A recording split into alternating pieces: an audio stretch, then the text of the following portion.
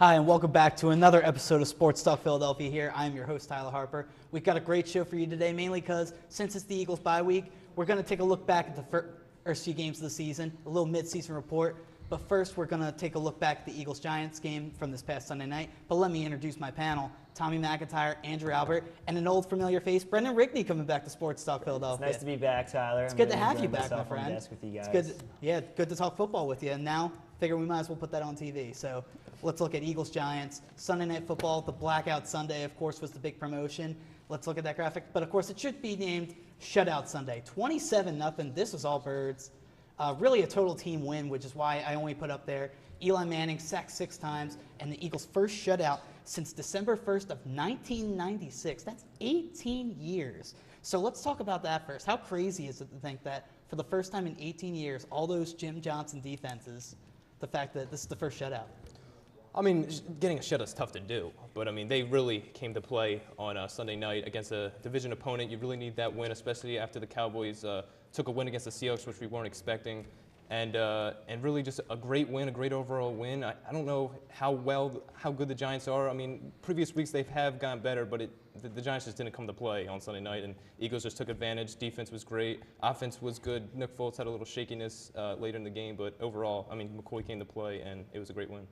Yeah, I agree with you. It was a great win. The Giants had scored 30-plus in each of their 3 games before that, so it's not like this was a Giants team that was scoring, 10, 12 points a game, 14 points a game. It was a team that had been scoring the ball very effectively in the last 3 weeks. So I'm impressed with the Eagles' defense. I'm impressed the way they came to play, especially the front 7. The guys on the defensive line really were outstanding. They really beat up on Justin Pugh, which was awesome.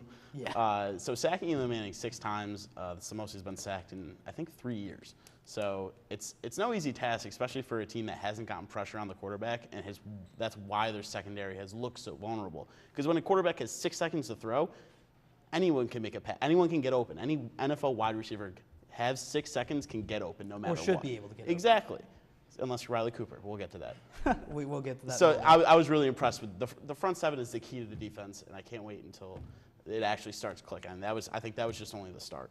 Brendan? So 18 years to the last shutout, which is fabulous, since the late Jim Johnson was taking over.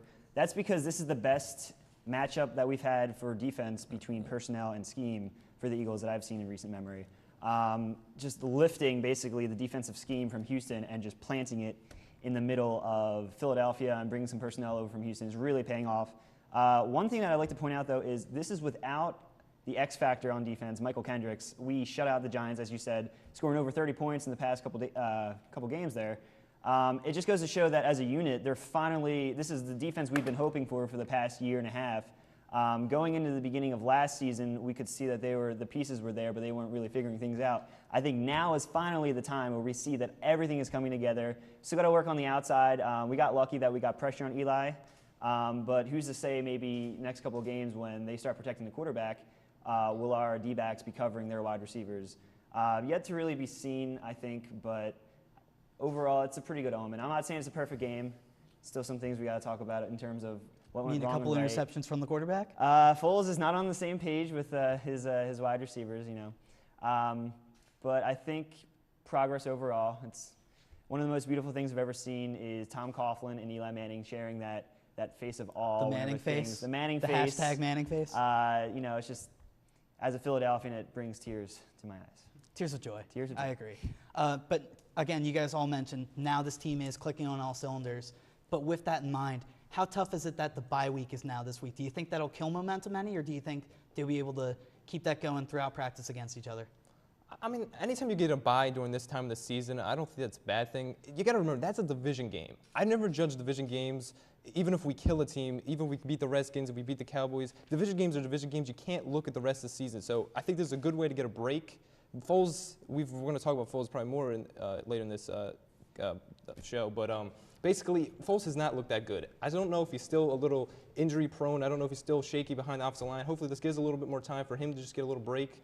Hopefully McCoy now getting a little better, gets a little more rest, because I still think he's a little shaky. And obviously the offensive line needs some get guys back. But overall, I think this break comes at a decent time. Yeah, we got a big win, but anytime you can get a a nice week off is always nice. Yeah, I think, I mean, bye weeks are bye weeks. The players look forward to bye weeks no matter what it is. They're a hype that they have a week off. I mean, you don't get that, the grinding in the NFL season.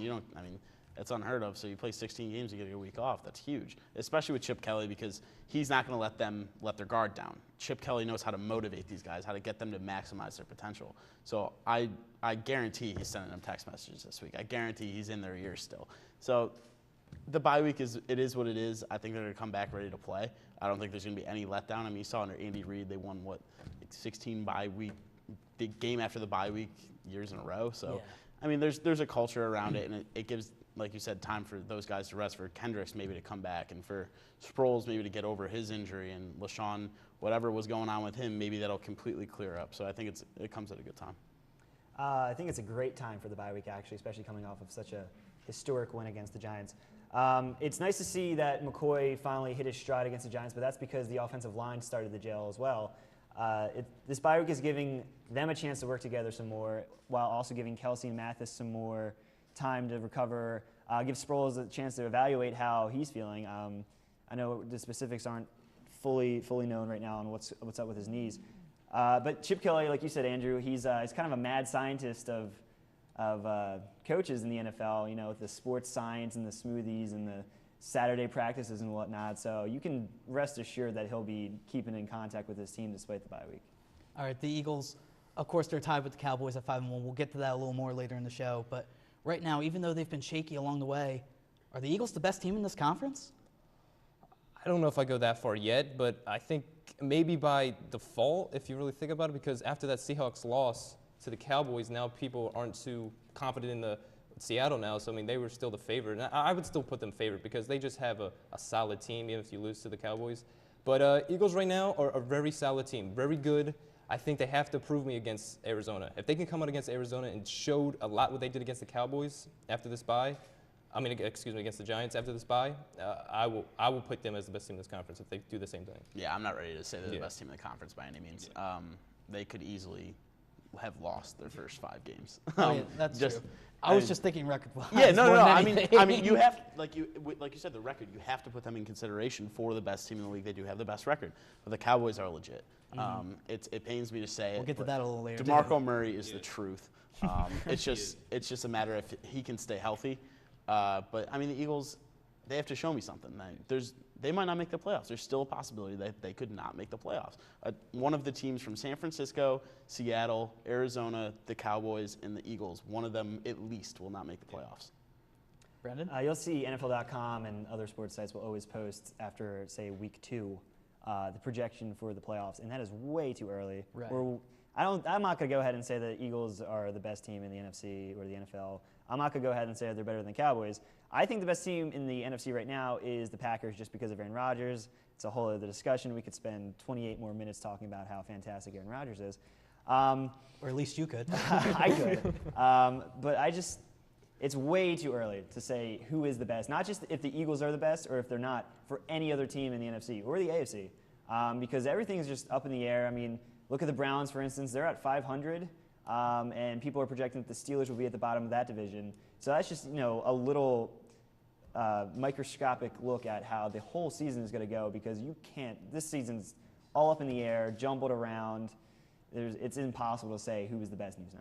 I agree, but I think it is possible to say who is best in that Sunday night game against Giants, and that brings us to our SDP Player of the Week. Shady is back. Tell a friend. Of course, little Eminem reference in there. I'm not going to sing the song, but LaShawn McCoy. No, I'm not. My show, I'm not singing the song. LaShawn McCoy, 22 carries, 149 yards, no touchdowns, but this is the Shady we want to see now. Yeah, no, absolutely. I mean, this is the best he's looked all year, no doubt about it. He had his first 2 games were games where he had like 70, 80 yards. He wasn't terrible. You thought, what's wrong with Shady? Next 2 games, he was dreadful. And then coming back, and then after a little bit, not any better for the next couple games, and then game against the Giants just comes out, finally hitting the holes. Finally just not, he's too indecisive, I feel. I feel like he's trying to like go east-west. He's just got to go north-south. You got to hit the holes when you're Shady McCoy. You're one of the fastest players in the league. I mean, what are you doing just like shaking around? He doesn't trust the offensive line.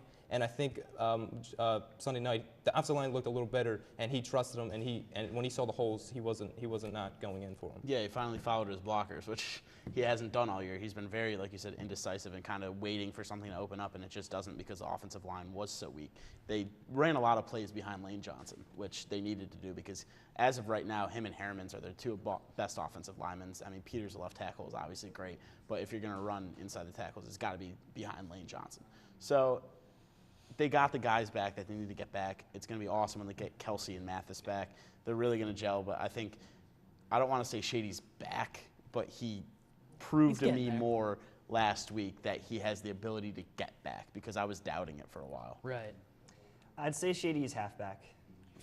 He's a There you go. There's your pun for, Wow. the episode. I always get Bravo, one in. sir. You guys are talking about how he's being very indecisive. That hits the nail right on the head. This past week, he is patient, letting the blockers do their job. Backups are doing a pretty nice job. If you watch the tape against the Giants game, you can see they'll try and swing it out past the tackles on the outside runs, and they just destroy the Giants with those types of runs. You see Shady was ripping off 20-yard gains, excuse me. I think another reason is that they're utilizing the tight ends as their blockers as well. The reason Selleck isn't getting nearly as much catches or as recognition as, say, Ertz or even Casey now, Casey had a pretty decent game last week, is because they have him in blocking. And that is because he's bigger and stronger than the other two tight ends. So you have him in on that play. He's basically a sixth lineman at this point. Last year he was outstanding with the blocking. He perfected it this year. No, not perfected. Getting ahead of myself there. Watch it there, mates. But he's doing a stellar job with blocking. And I think that is really making up for the fact that they've lost two of arguably the best linemen in the NFC. Yeah, I agree. And, of course, one thing that hurt on Sunday is the injury to Darren Sproles. Do you think that'll hurt in the fact that since Chris Polk, maybe he'll be healthy after the bye week, but the fact that Shady will probably have to end up taking much more carries, do you think that'll hurt him at least a little bit? I mean, Sproles could only miss a game against Arizona, but even so. You might not even miss that game. Yes. Right. It's a sprained MCL. It's not that serious. I mean, it's not an ACL or a tear. It's just a sprain. Right. Thank God. So he could possibly be back for after the bye week, but we don't know. I mean, I don't think it affects. I think the more carries that Shady gets, the more comfortable he's going to get behind the offensive line. Too. So either way, I think they're fine. If Chris Polk is back, he's a valuable option, especially in the red zone. Right. Yes. Yeah, I think it's interesting to see. Not interesting. Excuse me. It's tough to see a guy like him go down because you're gonna miss him. I mean, he scored a touchdown last game. I mean, Shady didn't get a touchdown, but I mean, he did the dirty work, and then Sproles ran it in for a touchdown. But Sproles has been amazing this year on special teams and on playing offense. And he hasn't gotten as much runs as I wish I actually liked him to see. Actually, I feel like they've stuck with McCoy, which is good. But when they need to go to Sproles, he's done the job well. And to see him go down with that injury, it's a sprain. I heard reports maybe a little tear, but nothing too. But I mean, anytime you're dealing with knees and you're running back, I mean, that's a serious injury. So you want to take precaution with that, and hopefully they give him as much time as he needs. And hopefully, after, I don't know exactly, maybe 2 weeks after the bye, maybe not at Arizona, but the game after that. And but yeah, it's definitely tough to see him go down for sure. Sproles is the trade steal of the year, definitely, like hands down. If you want to see exactly how good the Eagles are, this is the time. If Sproles doesn't come back for the game against Arizona, we finally get to see how we do without him because he carried the team those first 4 weeks. And he definitely had a hand in our win against the Giants, having the Giants defense second guess itself. Is Shady going to be in or is Sproles going to be in? So without him, this is the true test to see exactly how comfortable McCoy is now with these backups in there. He looked pretty good last week like we've talked about, but now he doesn't have that insurance. Like, say, if I don't rip off this 4-yard gain, if I get stuffed for another loss, Sproles isn't going to come in and save my butt. Right. So it is, and Polk is a decent back too, but he's no Darren Sproles. Special teams is not going to be producing Not only as that, much but as Polk it is did. coming off injury as well. Polk is coming off injury. That's a very good point, Tyler. But I just don't think that there's any good way to look at this other than now we can actually evaluate the team. We've talked about how they could be 6-0, they could be 0-6 right now. Every game was a toss-up, and I think Sproles was the swing that we had in each of those games, those close ones. So without Sproles, now we get to really see how good are the Eagles. Yeah, Right. that's a great point that Brendan made, that it kind of makes Shady the guy. Yeah. There's right. no, for him calling to come out of the game, he's the guy. So that could be the best thing that happened to him. It could be the worst thing that happened to him. Yeah, because I mean, he only had Bryce Brown last Right, year. he was the guy last year, and you saw how great he did last year. Maybe this year, in the back of his mind, he's like, oh, I don't have to do so well. We have Darren Sproles, who he probably looked up to, while he was in college. He's a little older. Now he has to be their only option, and I think that could really spark him for the rest of the year. Right. All right, so now it's time. I'm in the program to do our Eagles midseason report. Let's see that nice little graphic. So what we're going to do here, first we're going to take a look at the schedule we've had so far, look back at those games, and then we'll evaluate players. And I gave each player that I evaluated a grade, and I'll see if you guys agree or disagree. So let's go to the story so far. Again, it was rough, but they're 5-1. The record could easily be a bunch of different things, like Brendan just said. And of course, they had that loss against San Francisco. So I mean, you got to be thankful that they're 5-1, right? Because Chip Kelly a couple weeks back said, hey, when they were 4-1, soft 4-1, hard 4-1, easy 4-1. We're still 4-1, so we got to take advantage of that, right? Yeah, absolutely. I mean, you look at all those games outside of the Giants game, and they were all close. I mean, they were even the Jaguars game where people were going, oh, the Jaguars, look at that turnout. It was a tough game until the final finish. And then the Rams game, tough game. It's just like the whole season's been really tough. It's been a really tough year. And but I like the fact that Chip Kelly has, I think I saw in the media, he just always says, oh, we don't care about what anybody else says. We're 4-1. 4-1 doesn't matter what it is. And I think that's a good mindset for a coach. You can't listen to the outside media. I'm always, I'll say stuff about the cornerbacks, and I'll say stuff that they're not playing up to the par. And they don't really care what the media is saying. They don't really care. They play their game, and they're 5-1. You can't really say anything bad about the Eagles for being 5-1. Exactly. And this early in the year, it honestly doesn't really matter. Like, if you win games close or win them, I mean, at the end of the year, you Still win the newspaper. Exactly. It still is in the division standings. That's you're trying to make the playoffs. That's the goal. You're trying to get wins to make the playoffs, and then you want the chemistry to come in to kind of make a playoff run. So right now they're racking up wins. I mean, could they be 1-5? Maybe yes, but are they? No. And that's something that you really can't take away from them. We can talk about it all we want. You can't take away their 5 wins. They could have easily folded, but they didn't. That's the difference between this year and 2 years ago. Is 2 years ago, those are games that the Redskins are coming back and winning that game. The Rams are coming back and winning that game. Right. So you take what you can get with the Eagles. I mean, I don't really know, because we've talked about how it's hard to evaluate the team currently, and how you guys have basically stolen all the words out of my mouth. So congratulations. It's very hard to do that. If the Eagles had lost that first game against the Jaguars, who's to say that they wouldn't have lost every other game after that? It's all about morale. Yes. The wins count, but how you win is important too.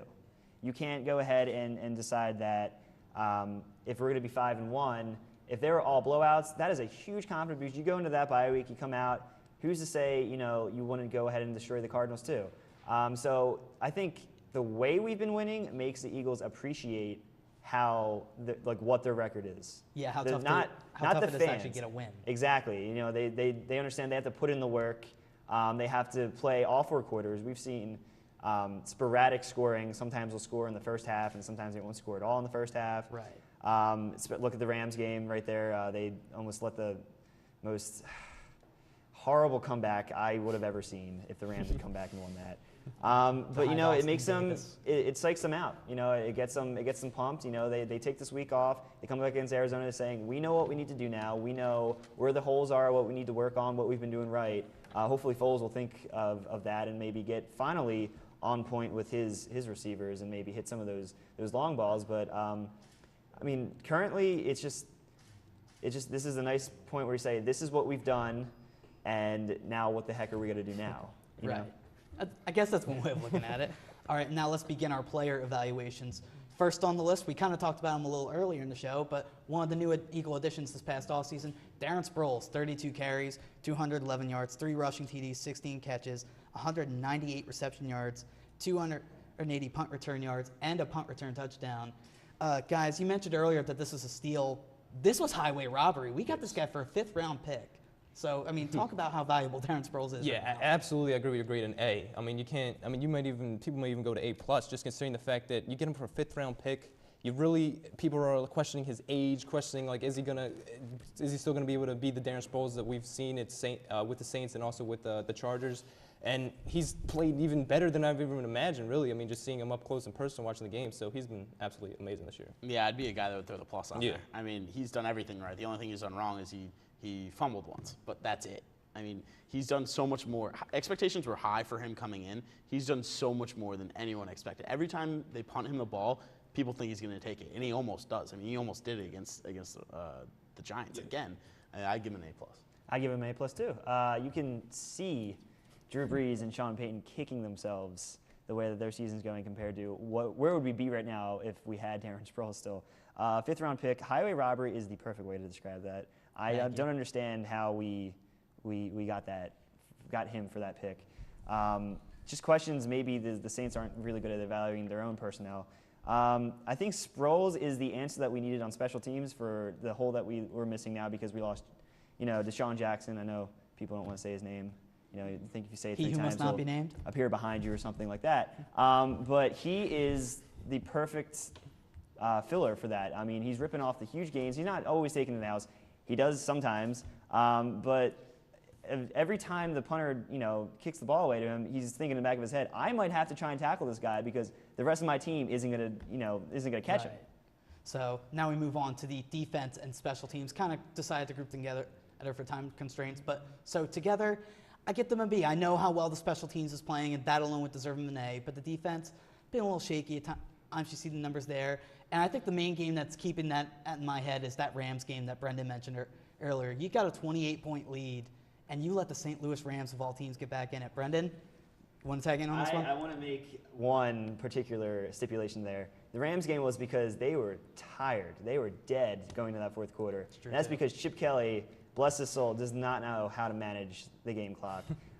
We were up by at least 10 points for the majority of that third quarter and 4th quarter, and we were still getting to the line and throwing it right away. I don't understand why. That's Chip Kelly. I know that is Chip Kelly, but you're going to live and die by that? I mean, you look at the Houston Oilers back in the day used to run the run and shoot. And they would rack up the points just like Chip Kelly did. But then when they got time to running the game clock out, they lost so many games and let the other team come back because their defense was gassed. I was going to say, I remember all those Oilers Super Bowls. Oh, wait. Their defense was spending way too much time on the field. It doesn't matter who you have on the field and how good they are. If they're playing 4 quarters worth of defense in 3 quarters, when they get to that 4th quarter, they're going to be dead. Right. I think the stats don't show exactly how well they're playing because teams are playing catch-up so often now against the Eagles. I would give them a B+, but there's always room for improvement, especially with those D-backs. And real quickly, before we move on, let's go to the quarterback, Nick Foles. We got to take a look at him because he's been pretty shaky so far. 59.5 completion percentage, good amount of passing yards, but 10 touchdowns, 7 interceptions. Obviously, that's not 27-2 like we've seen in years past, and 4 fumbles. I gave a C+. Andrew, what do you think of that grade? I think that's right around where I would be. I might go down to a C, honestly, because he just doesn't look comfortable in the pocket, and that's something new. That's not something that happened last year. He would stand back there and deliver and make throws. You saw him do it in the Washington Redskins game, but it's been absent ever since. He played okay in the Giants game, but I don't know where this thing is coming from, where he just throws the ball away. Yes. He's rushed outside the pocket. He'll just throw it to anyone. Any jersey he sees, he's going to throw the ball to. Yeah, that one interception against the Giants when he was just throwing it to the sideline right there. Exactly. I don't understand. I don't know what's running through his mind. I mean, it has to be in the back of his mind that his offensive line isn't great right now. Do you think it's just pressure from being the starter overall? I don't think yet. I think once we get the offensive line back, then we can make that assertion, but not right now. All right. Tommy, anything to add on Nick Foles? Nick Foles, I mean, yeah, C sounds pretty decent grade. I think it's been a tough year. I'm a huge Nick Foles supporter. I've been since his rookie year, really, when he had those few starts with Andy Reid, and it's tough to see him not play well. And I'm hoping that he keeps saying in all his press conference, "I know what I have to do. I know what I have to do." And then every game he doesn't really do it. He doesn't do it. So hopefully after the bye he does it. All right, now let's move on. That'll do it for our Eagles midseason report. But let's move on to our favorite segment here, of course, the Fast Five. And let's keep this all Eagles as well. We start with Brendan. Who's the unsung hero of the Eagles so far, or this half season? Unsung hero, Malcolm Jenkins. There you go. He has, That's fair. I believe all the picks on our all defense 3 picks. currently. And I think he had 1 in each of the first 3 games. And that was another steal we got from the Saints. I don't understand. New Orleans East. What is going on? I don't get it. That's true. Like, why would they let these two players go? They're doing so well for us right now. It's nice to have that guy sitting back for the defense, keeping most of the plays from going over the top. We still don't have that other safety to help him out, but I think as an individual performance, he is probably the unsung hero in this Eagles defense. I agree. All right, Tommy McIntyre, you saw the all-black jerseys, and for the first time ever, the all-black pants. Would you mind seeing that combination again at some point this season? Yeah, I mean, I didn't love the white stripe. Maybe they changed that Neither little did I. white stripe to green, maybe. But I mean, hey, we won the game. We killed the Giants. So like, hey, keep doing it if it works. Don't Black Sunday. All right, Andrew. Over under 5 losses for the Eagles this season. Ooh. I'm going to go under. Ooh, all right. Yeah, I think that they're going to sweep the NFC East, honestly. Really? I think they sweep because by the time they get to Dallas, I'm only worried Even about though you I'm only worried about I was going to say, Dallas. even though you called DeMarco Murray the truth earlier. He is the truth. He is. But by the time they get to Dallas on Thanksgiving Day, they're going to have their O-line. They're going to be clicking. There's no chance. That's true. Brendan, a bit of a tough question. Again, it's still early in the season, but is Nick Foles the QB next season? Yeah, just because I don't care how Mark Sanchez did in the preseason. There's no way I'm putting that guy behind center. But fumble, the reason that happened was not because of how bad the Jets were. It's because of how bad Mark Sanchez was. Even if Foles throws over 20 picks this season, he's still at least going to start next season because it's going to be way too much trouble for us to go out and find the QB of the future within that one offseason. Marcus Mariota. Oh, boy. And Andrew, last question goes to you. You kind of talked about this earlier, but do you think the Eagles will be good enough to get a first-round bye in the NFC? Honestly, yes, I do. I think that they're going to go 12-4, and they're going to get that first-round bye out of the NFC East. The schedule sets up very nicely for them, so I see them sweeping the NFC East. Bold prediction, but I'm going to go with it. All right, and that'll do it for us this week here on SportsTalk Philadelphia. But the show doesn't have to end here. You can find us on the web. Facebook.com/SportsTalk Philadelphia is where we are on Facebook, obviously. At LaSalle TV Philly on Twitter. LaSalle TV at LaSalle.edu for the email. On YouTube, you can see all our full episodes here. YouTube.com/LaSalle56TV. And lastly, LaSalle.edu/LaSalleTV. Remember to never stop exploring. Well, that does it for this week. We look ahead now. We won't be on next week, but the week after, we'll be right back here with you to talk more Eagles, Flyers, and maybe even some Sixers along the way. Oh, yeah. So I'm Tyler Harper, and we'll see you next time.